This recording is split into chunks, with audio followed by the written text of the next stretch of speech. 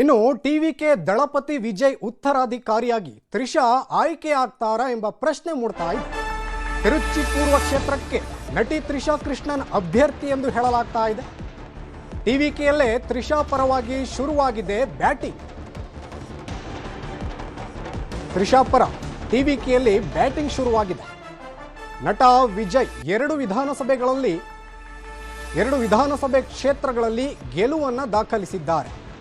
ತಿರುಚಿ ಪೂರ್ವ ಕ್ಷೇತ್ರಕ್ಕೆ ರಾಜೀನಾಮೆಗೆ ವಿಜಯ್ ಇದೀಗ ಚಿಂತನೆಯನ್ನು ನಡೆಸಿದ್ದಾರೆ. ಇನ್ನು ವಿಜಯ್ ಬಿಡುವಂತಹ ಕ್ಷೇತ್ರಕ್ಕೆ ನಟಿ ತ್ರಿಷಾ ಅಭ್ಯರ್ಥಿಯಾಗುವಂತಹ ಸಾಧ್ಯತೆ ಇದೆ. ಟಿವಿಕೆ ದಳಪತಿ ವಿಜಯ್ ಉತ್ತರಾಧಿಕಾರಿಯಾಗಿ ತ್ರಿಷಾ ಬರ್ತಾರೆ ಎಂದು ಹೇಳಲಾಗ್ತಾ ಇದೆ. ತಿರುಚಿ ಪೂರ್ವ ಕ್ಷೇತ್ರಕ್ಕೆ ನಟಿ ತ್ರಿಷಾ ಕೃಷ್ಣನ್ ಅಭ್ಯರ್ಥಿಯ ಅಂತ ಹೇಳಲಾಗ್ತಾ ಇರೋದು.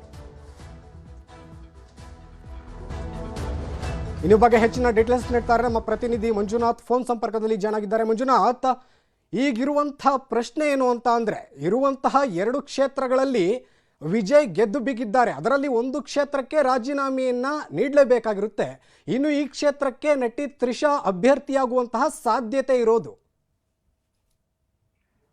ಸುದೀಪ್, ನೋಡ್ಬೋದು ಏನು ತಮಿಳುನಾಡಿನಲ್ಲಿ ಒಂದು ವಿಜಯ್ ಅವರು ಸೃಷ್ಟಿಸಿದಂತ ಒಂದು ಸಂಚಲನ. ಮೊದಲ ಚುನಾವಣೆಯಲ್ಲೇ ಅವರು 108 ಕ್ಷೇತ್ರಗಳಲ್ಲಿ ಅವರ ಟಿವಿಕೆ ಪಕ್ಷ ಗೆಲುವನ್ನ ಸಾಧಿಸಿತ್ತು.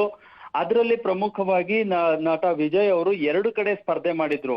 ಒಂದು ಪೆರಂಬೂರು ಕ್ಷೇತ್ರ, ಇನ್ನೊಂದು ತಿರುಚಿ ಅಥವಾ ತಿರುಚನಾಪಳ್ಳಿ ಪೂರ್ವ ಕ್ಷೇತ್ರ ಏನಿದೆ ಅಲ್ಲಿಂದ ಸ್ಪರ್ಧೆ ಮಾಡಿದ್ರು. ಆ ಎರಡೂ ಕ್ಷೇತ್ರಗಳಲ್ಲೂ ಈಗ ವಿಜಯ್ ಅವರು ಗೆಲುವನ್ನ ಸಾಧಿಸಿರುವಂತದ್ದು. ಆದ್ರೆ ಚುನಾವಣಾ ನೀತಿಗಳ ಪ್ರಕಾರ, ಕಾನೂನಿನ ಪ್ರಕಾರ ಎರಡೂ ಕಡೆ ಗೆದ್ದಂತ ಅಭ್ಯರ್ಥಿ ಯಾರೇ ಆಗಿದ್ರು ಕೂಡ ಒಂದು ಕ್ಷೇತ್ರಕ್ಕೆ ರಾಜೀನಾಮೆಯನ್ನ ಕೊಡಬೇಕು. ಆ ಒಂದು ಕ್ಷೇತ್ರಕ್ಕೆ ರಾಜೀನಾಮೆ ಕೊಡೋದಕ್ಕೆ ಇರುವಂತಹ ಡೆಡ್ ಲೈನ್ 14 ದಿನ. ಸೊ ಗೆದ್ದ 14 ದಿನಗಳ ಒಳಗೆ ಯಾವ್ದಾದ್ರು ಒಂದು ಕ್ಷೇತ್ರವನ್ನ ಉಳಿಸ್ಕೊಂಡು ಇನ್ನೊಂದು ಕ್ಷೇತ್ರವನ್ನ ಅವರು ರಾಜೀನಾಮೆ ಕೊಟ್ಟು ಬಿಟ್ಕೊಡ್ಬೇಕು. ಸೊ ಈಗ ಇರುವಂತದ್ದು ವಿಜಯ್ ಮುಂದೆ ಇರುವಂತ ಒಂದು ಆಪ್ಷನ್ ಅಂತ ಅಂದ್ರೆ ಪೆರಂಬೂರು. ತಮಿಳುನಾಡಿನ ಮುಖ್ಯಮಂತ್ರಿಯಾಗಿ ಅಧಿಕಾರ ಸ್ವೀಕರಿಸೋದಕ್ಕೆ ತುದಿಗಾಲಲ್ಲಿ ನಿಂತಿರುವಂತಹ ಟಿವಿಕೆ ಪಕ್ಷದ ವಿಜಯ್ ಅವರು ಪೆರಂಬೂರು ಕ್ಷೇತ್ರವನ್ನ ಉಳಿಸ್ಕೊಳ್ತಾರೆ ಅನ್ನುವಂಥದ್ದು ಸದ್ಯಕ್ಕಿರುವಂತಹ ಮಾಹಿತಿ. ಯಾಕಂತಂದ್ರೆ ಚೆನ್ನೈನಲ್ಲಿ ಎಲ್ಲಾನು ಕೂಡ ಆಡಳಿತ ನಡೆಸಬೇಕಾಗತ್ತೆ.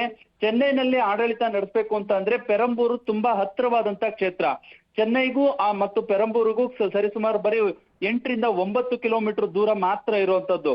ಆದ್ರೆ ವಿಜಯ್ ಸ್ಪರ್ಧಿಸಿರೋ ಇನ್ನೊಂದು ಕ್ಷೇತ್ರ ತಿರುಚಿ ಪೂರ್ವ ಕ್ಷೇತ್ರ ಏನಿದೆ ಅದು ಚೆನ್ನೈನಿಂದ ಸರಿಸುಮಾರು 300 ಕಿಲೋಮೀಟರ್ಗೂ ಹೆಚ್ಚು ದೂರ ಇರುವಂತ ಕ್ಷೇತ್ರ. ಸೊ ಅಲ್ಲ ಒಂದು ವೇಳೆ ವಿಜಯ್ ಅವರು ನಾಳೆ ಮುಖ್ಯಮಂತ್ರಿಯಾಗಿ ಪ್ರಮಾಣವಚನ ಸ್ವೀಕರಿಸಿದ್ರೆ ಆ ಕ್ಷೇತ್ರ ಕಡೆ ಗಮನ ಹರಿಸೋದಕ್ಕೆ ಆಗೋದಿಲ್ಲ. ಸೊ ಹಾಗಾಗಿ ಅವರು ಇಡೀ ರಾಜ್ಯವನ್ನ ನೋಡ್ಬೇಕಾಗುತ್ತೆ. ಸೊ ಹಾಗಾಗಿ ತಿರುಚಿ ಪೂರ್ವ ಕ್ಷೇತ್ರಕ್ಕೆ ಅವರು ರಾಜೀನಾಮೆ ಕೊಡ್ತಾರೆ ಅನ್ನೋಂತ ಒಂದು ಮಾತಿದೆ. ಸೊ ಈ ತಿರುಚಿ ಪೂರ್ವ ಕ್ಷೇತ್ರಕ್ಕೆ ಏನಾದ್ರೂ ವಿಜಯ್ ಅವರು ರಾಜೀನಾಮೆ ಕೊಟ್ಟಿದ್ದೇ ಆದ್ರೆ ಅಲ್ಲಿ ಟಿವಿಕೆ ಪಕ್ಷದಿಂದ ತ್ರಿಷಾ ಕೃಷ್ಣನ್, ನಟಿ ಏನಿದ್ರೆ ತ್ರಿಷಾ ಕೃಷ್ಣನ್ ಅವರನ್ನ ಅಭ್ಯರ್ಥಿಯನ್ನಾಗಿ ಮಾಡ್ಬೇಕು ಅಂತ ಅನ್ಬಿಟ್ಟು ಟಿವಿಕೆ ಪಕ್ಷದ ಮುಖಂಡರುಗಳೇ ಈಗ ವಿಜಯ್ ಅವರಿಗೆ ಒಂದು ಒತ್ತಡವನ್ನ ಹೇರಿದ್ದಾರೆ. ಆದ್ರೆ ಈ ಒತ್ತಡಕ್ಕೆ ವಿಜಯ್ ಅವರು ಇನ್ನೂ ಯಾವುದೇ ರೀತಿಯಾದಂತಹ ಒಂದು ಸ್ಪಷ್ಟನೆಯನ್ನ ಕೊಟ್ಟಿಲ್ಲ. ತಿರುಚಿನೇ ಆಗ್ಲಿ ಅಥವಾ ಪೆರಂಬೂರೇ ಆಗ್ಲಿ ಯಾವ ಕ್ಷೇತ್ರಕ್ಕೆ ವಿಜಯ್ ಅವರು ರಾಜೀನಾಮೆ ಕೊಡ್ತಾರೆ ಅಲ್ಲಿಂದ ತ್ರಿಷಾ ಕೃಷ್ಣನ್ ಅವರು ರಂಗಪ್ರವೇಶ ಮಾಡಬೇಕು, ರಾಜಕೀಯ ರಂಗಪ್ರವೇಶ ಅನ್ನುವಂಥದ್ದು ಈಗ ಇರುವಂತಹ ಒಂದು ಚಾಲ್ತಿಯಲ್ಲಿರುವಂತಹ ಮಾಹಿತಿ. ಸದ್ಯದ ಪ್ರಕಾರ ತಿರುಚಿಗೆ ಏನಾದ್ರೂ ಅವರು ರಾಜೀನಾಮೆ ಕೊಟ್ಟಿದ್ದೇ ಆದ್ರೆ ತ್ರಿಷಾ ಅವರನ್ನ ಅಭ್ಯರ್ಥಿ ಮಾಡ್ತಾರಾ ಅನ್ನೋ ಒಂದು ಕುತೂಹಲನೂ ಕೂಡ ಇದೆ.